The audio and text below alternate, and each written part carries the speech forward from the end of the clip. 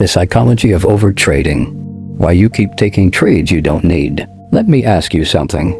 Have you ever taken a trade, knowing deep down that you probably shouldn't? Maybe your setup wasn't completely there. Maybe the market was moving sideways. Maybe you had already taken a loss, but somehow you clicked buy or sell anyway. And then, after the trade lost, you asked yourself, why did I even take that trade? That's overtrading. And here's the part most traders don't understand. Overtrading isn't always a strategy problem. Sometimes you already know exactly what you're supposed to do. You know your setup. You know your risk. You know where your stop loss belongs. You know when you're supposed to stay out. But you still trade. Why? Because the battle isn't happening on the chart. It's happening in your mind. And in this video, I'm going to break down exactly why traders overtrade, what triggers it, and the rules I've learned to use to stop myself from taking trades I don't need. 1. What overtrading really is. Most people think overtrading simply means taking too many trades. I don't completely agree. You can take 5 trades in one day and not necessarily be overtrading. And you can take 2 trades and still be overtrading. The real question is, did you take those trades because your strategy gave you a valid reason, or because you felt like you needed to trade? That's the difference. If your system gives you 5 valid setups, and you execute all 5 according to your plan, that's not automatically overtrading. But if your setup gives you 1 opportunity, and you start forcing another 3 because you're bored, frustrated, impatient, or trying to make money back, that's overtrading. So I define overtrading like this. Overtrading is taking trades that your system didn't actually give you. And once you understand that definition, you start seeing the problem differently. 2. The first trigger, boredom. One of the biggest causes of overtrading is something traders rarely talk about. Boredom. You sit in front of the chart. Nothing is happening. You wait. 5 minutes. 10 minutes. 30 minutes. And suddenly your brain starts telling you, maybe I can find something here. You start looking at smaller time frames. You start drawing new levels.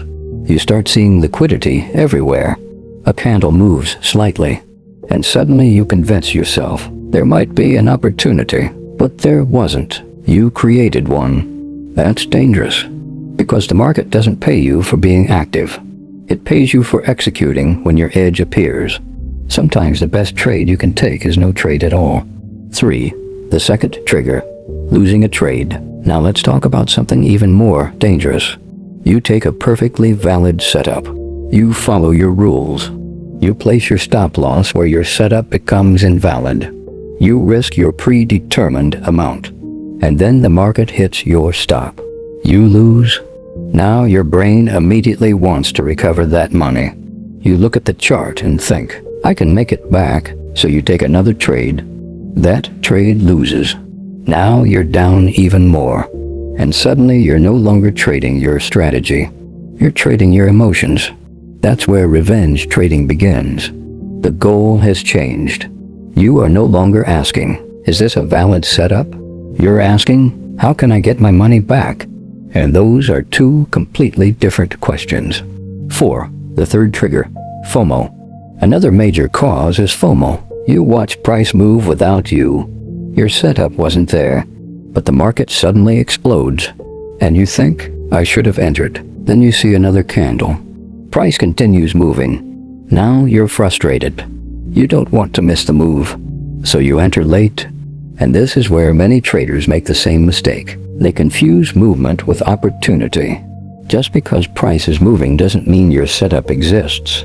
The market can move without you, and you need to become comfortable with that, because there will always be another setup. But there isn't always another account. 5. The mindset shift. This is the mindset shift that changed my approach to trading. I stopped trying to make money every time I opened my charts. My job became much simpler. Find my setup, execute it properly, manage the risk, and if the setup isn't there, do nothing. That sounds simple, but psychologically it's extremely difficult, because doing nothing feels like you're not making progress. But in trading, sometimes doing nothing is actually protecting your progress. You don't get paid for clicking buttons. You get paid for having an edge and managing risk. 6. My first rule. No setup, no trade.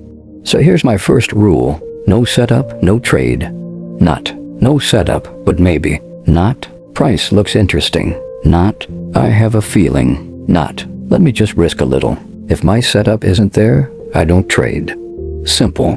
This rule removes hundreds of decisions from your trading day. You don't have to ask, should I enter? You ask, did my setup occur? If the answer is no, you're done. 7. My second rule. Stop after a bigger loss. My second rule is one I've become much more serious about. After one big loss, I stop. Not because one loss means my strategy stopped working, but because I know what can happen psychologically after a significant loss. Your next decision becomes emotionally expensive. You start wanting to prove something. You start wanting your money back. And that's exactly when discipline becomes most important. Sometimes protecting yourself from your next decision is more important than finding your next trade. 8. The 5 minutes reset. When I feel myself becoming emotional, I use a simple reset. I step away from the chart. No analysis. No new setup. No revenge trade. Just 5 minutes away. Then I ask myself 3 questions. Number 1. Is my setup actually present? Number 2. Would I take this trade if I had no previous loss today? Number 3. Am I taking this trade because of my strategy or because of how I feel? If I can't answer those questions clearly, I don't trade. 9. The biggest lesson. Here's the biggest lesson I want you to take from this video. Your goal isn't to predict every move in the market. Your goal isn't to catch every pump. Your goal isn't to trade every session. Your goal is to execute your edge consistently over a large sample of trades. That means some days you'll trade. Some days you'll take 1 trade. Some days you'll take 0. And that's okay, because 0 trades is better than a bad trade. A missed opportunity costs you nothing. A forced trade can cost you your money, your confidence, and your discipline. So the next time you feel the urge to enter a trade that isn't completely there, stop. Ask yourself, is this my setup or is this my emotion? That one question can save you from a lot of unnecessary losses. Trading isn't about proving that you can trade every day. It's about proving that you can follow your rules even when you desperately want to break them. The market will always give you another opportunity. You don't need to force one. If this video helped you understand your own trading psychology a little better, subscribe to Kontroller FX Ideas. We're not here to chase trades. We're here to master the trader.